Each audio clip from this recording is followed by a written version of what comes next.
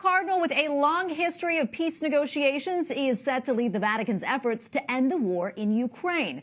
Cardinal Matteo Zuppi is the head of the Italian Bishops' Conference. He also led the discussions to end the bloodshed in several conflicts in the 1990s and again in 2000.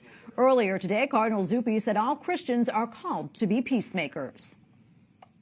Joining us now from Rome is Andreas Thonhauser, EWTN Vatican Bureau Chief. Andreas, great to see you. Can you tell us more about this mission?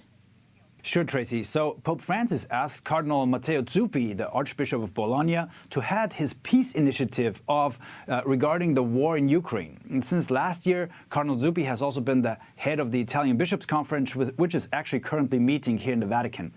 This just shows the importance that Pope Francis is giving to his quest to help bring peace to this war-torn European country. We've spoken often in the show about the many efforts the Holy Father has undertaken to ease the tensions between Russia and Ukraine. And just recently he received, as we know, Ukrainian President Zelensky to speak about the situation in the country. And during his flight back from the apostolic trip to Hungary, Pope Francis said that he was working behind the scenes to bring peace to Ukraine. Pope Francis also said he met with individuals in Hungary who might be helpful in these efforts. Appointing now Cardinal Zuppi as his, let's say, special envoy for the peace process in Ukraine triggers a very special dynamic. And curious, Andreas, why did he choose Cardinal Zuppi, and how is he expected to help the efforts of Pope Francis?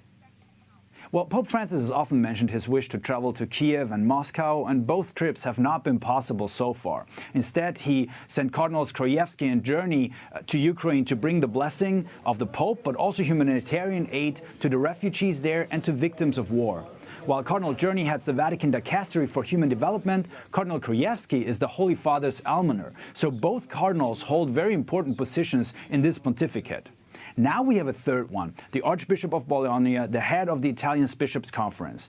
But Cardinal Zuppi brings another factor to the table as well, his long and close relationship with Sant'Egidio.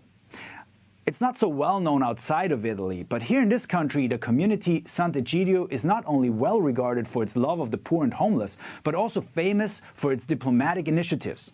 So they're also working on the ground in Ukraine right now, providing relief services to families and victims of war. One aspect that is especially important is their close relationship with the Ukrainian Greek Catholic Church, which is in union with Rome and faithful to the Pope.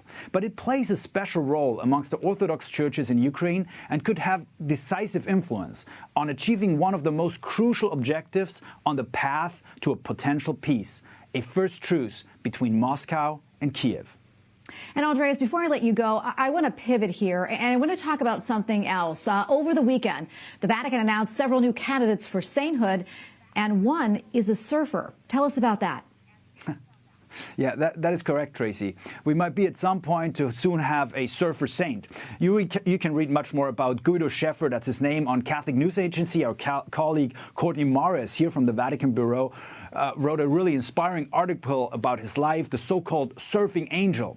He was a medical doctor, worked with the Missionaries of Charity, that's the community that Mother Teresa founded, amongst the poorest of the poor in Rio de Janeiro. Finally, he followed his vocation to become a priest, and he continued giving surfing lessons, using them as opportunities to evangelize. Sadly, his passion for this sport also cost him his life. He died in a surfing accident in 2009. But he's remembered by thousands as they call him Anjo Surfista, the surfing angel. Andreas, thank you so much for that report. We appreciate it. Andreas Thonhauser, EWTN Vatican Bureau Chief. Thank you again.